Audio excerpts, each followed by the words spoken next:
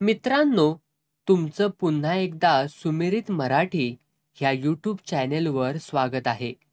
आजची कथा सुरू करण्यापूर्वी जर कोणी ह्या चॅनेलवर पहिल्यांदाच आले असाल आणि अजूनही सबस्क्राईब केले नसेल तर नक्की सबस्क्राईब करा. धन्यवाद.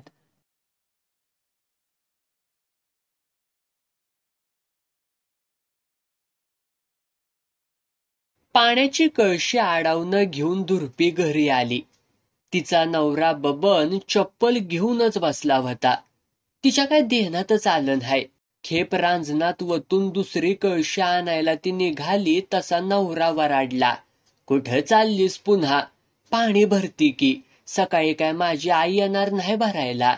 लय कामाची लागून गेलीस. ठेव तिथं कळशी. इकडं य. का काय झालं? बब्यानं फटाफट हाणायला सुरुवात केली. चपलीचाच मारत्यो. साधा लागतोय वय. अव पर माझं काय चुकलं ते तरी सांगा. तुझ्या आईला तुझ्या नवऱ्या माग कोलत्या नाचिवत्यास वय. अग आय ग ह्यांना धरा.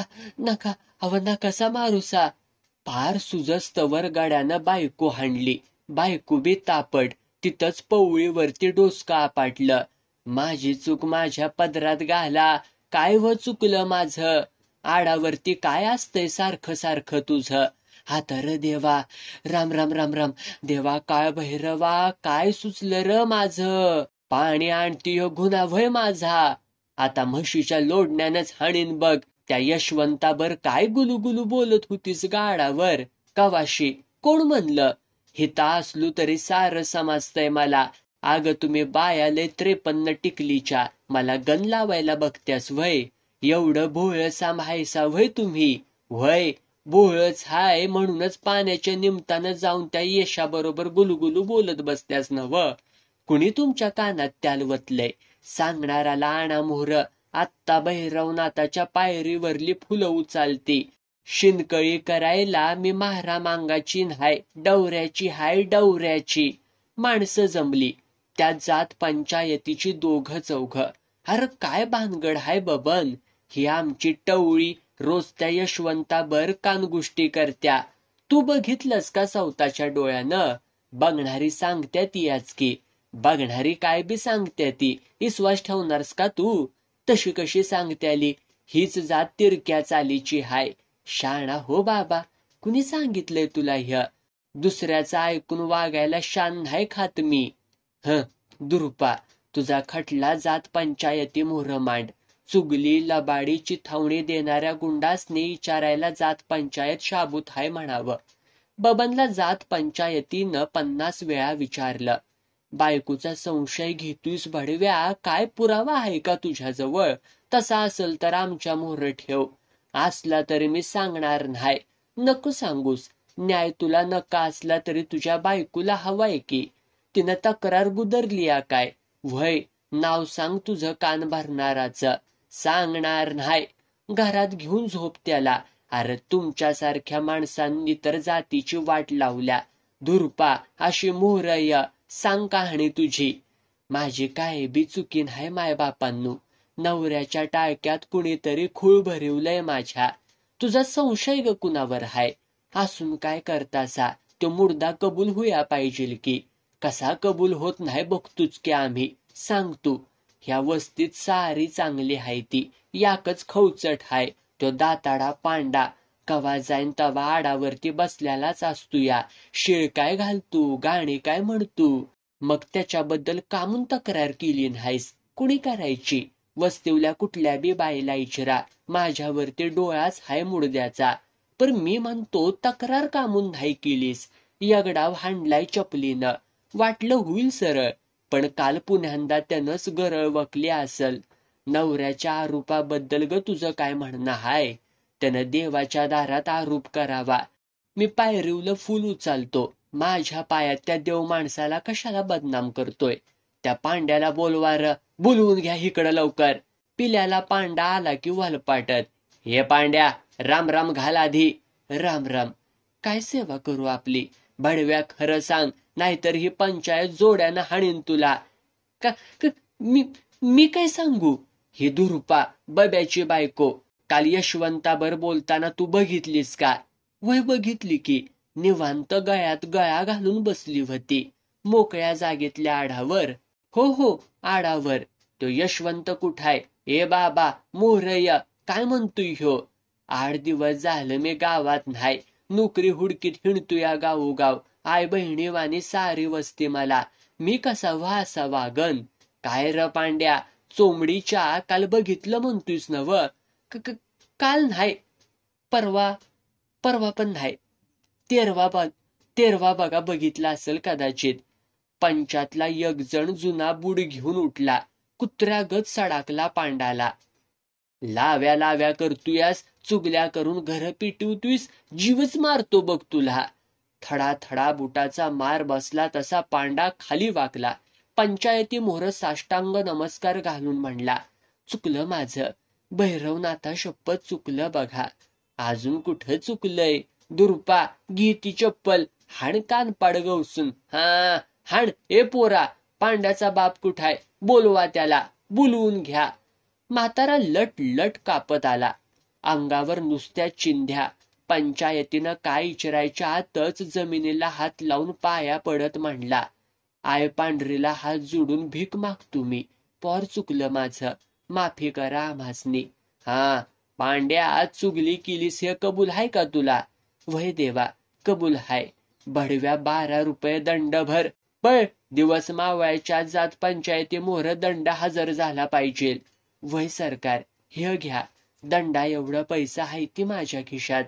12 रुपये दंड भरला तसा पंचांपैकी एक जण वराडला. दंड वसूल झालाय. ह्या दंडाच्या पैशातनं तेल आणलं जाईल. साऱ्यांच्या चपलासनी थोडं थोडं लावलं जाईल.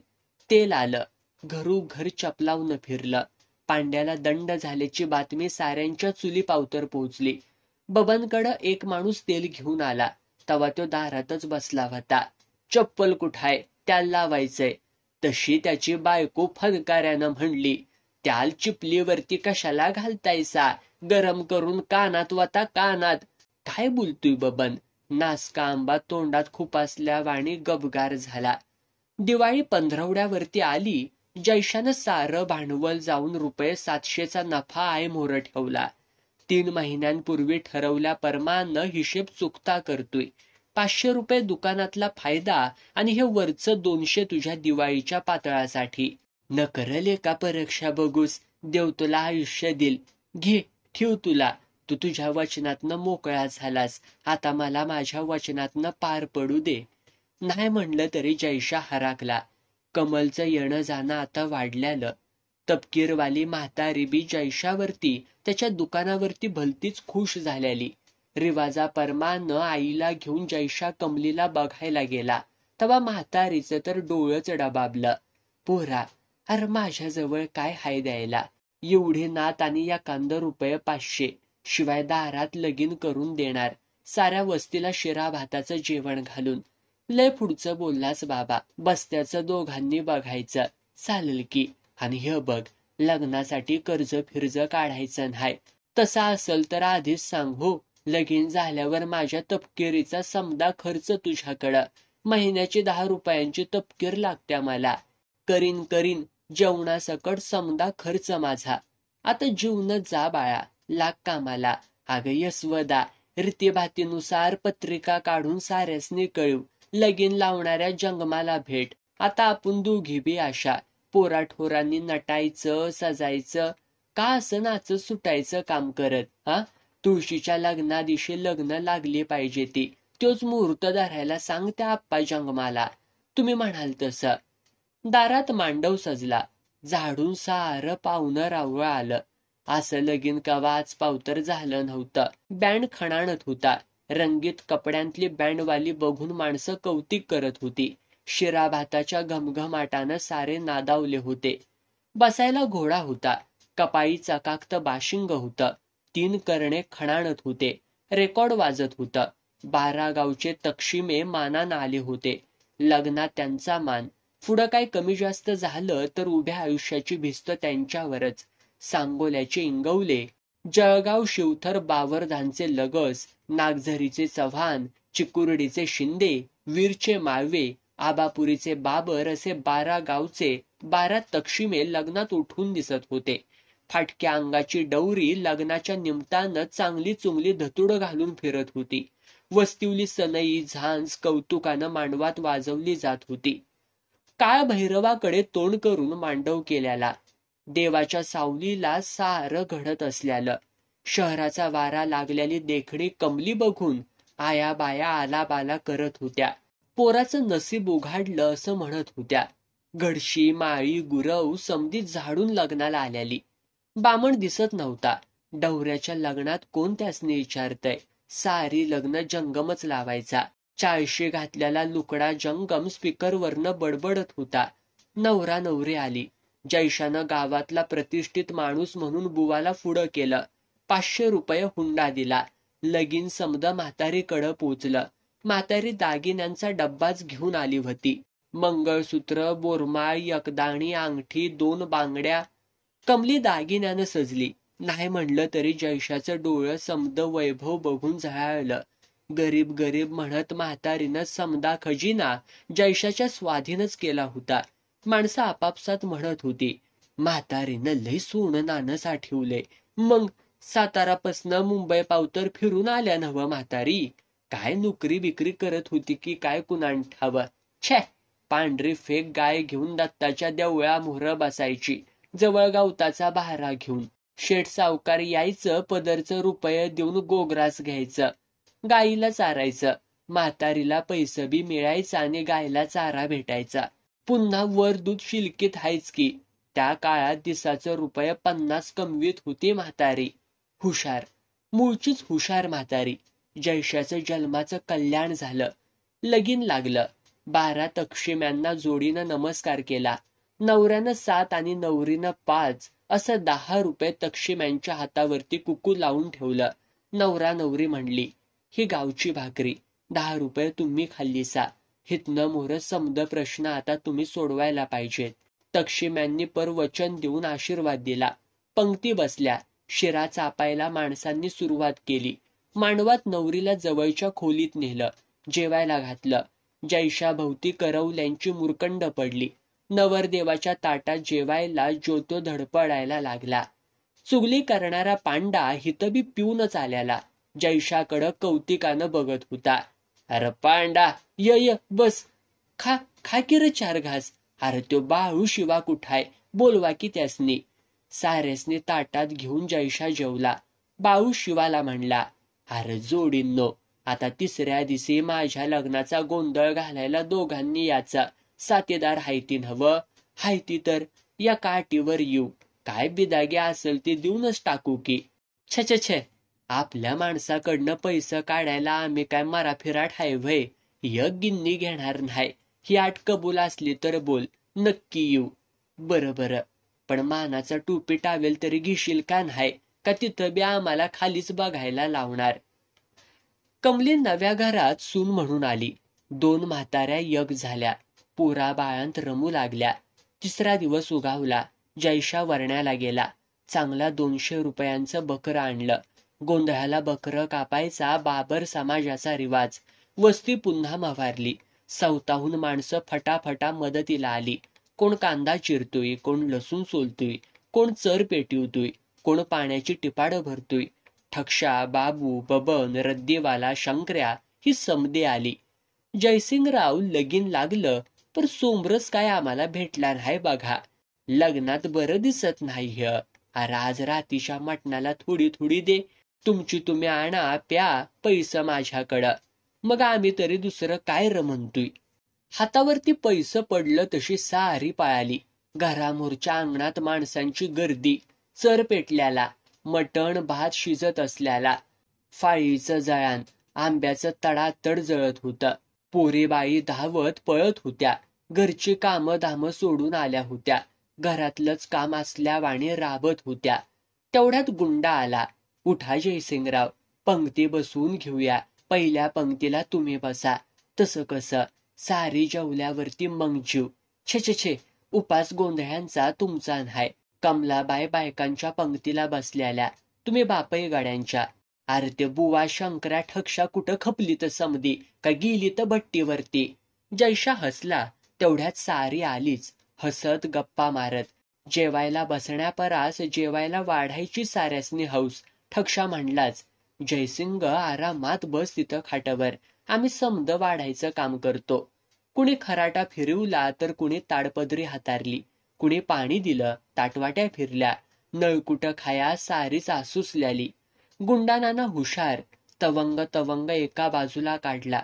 मोठं पाणी तापवायचं पात्यालं, त्यात चांगलं 2-3 किलो मटण पातेलात घरात नेऊन ठेवत म्हणला, जयसिंगराव, हे काळजीपूर्वक झाकून ठेवा, मागणं बायका माणसांचा हाल नकत. बापय गड्यांचं काय, एकदा खायला सुरुवात केली म्हणजे शेजनं सारं सप्पय, करणारा उपाशी. घेऊ का पंक्तीला बसून? घ्या घ्या, त्या ताटवाट्या पित्या आहे त्या बघा तिथं. जेवण झाल्यावरती ज्या त्या घरी काळजीनं पोच करायच्या. तुम्ही काळजीच करू नका, हाणम्याला आणि ठक्षाला पेशल तेवढ्यावरतीच कामाला ठेवतो. जयसिंगराव, मारणार साकावं कब्भर?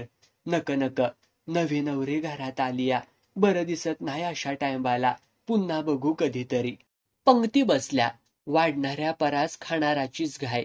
सकाळपासनं काय जण नुसता मटणासाठी उपाशी राहत्याली. 4-4 बोट्या चघळत वाटीनं रस्सा भुरकायचं एवढं खरं. बबननं तर थाटलीतच भाकरी कालवली होती. फुरकं मारत चवीनं खात तो म्हणत होता, गुंडा नाना, रस्सा येऊ द्या, रस्सा गरम काढा नाना किंवा जरा. हा असं, ह्या अर्जुनाला जरा वरचा कट आणा. जेवण रंगत चाललं. हंडे रिकामे होऊ लागले. सगळ्यांच्या आधी जेवलेल्या गोंधळ्यांनी चौक मांडायला सुरुवात केली. आयाबाया त्यांना मदत करू लागल्या. कडान वाढणारा धावू लागला. खूप दिवसांतून आपल्या दारात पोटभर जेवणाऱ्या आपल्या जातवाल्यांना बघून जयसिंग भारावला. पंगत उठली तशी कमल हळूच जयसिंगला म्हणाली, आता तुम्ही बी घ्या की बसून. तसा कसा एकटा बसणार, आता दोघं बी बसूया की. एवढ्या बायकांतही ती झकास लाजली.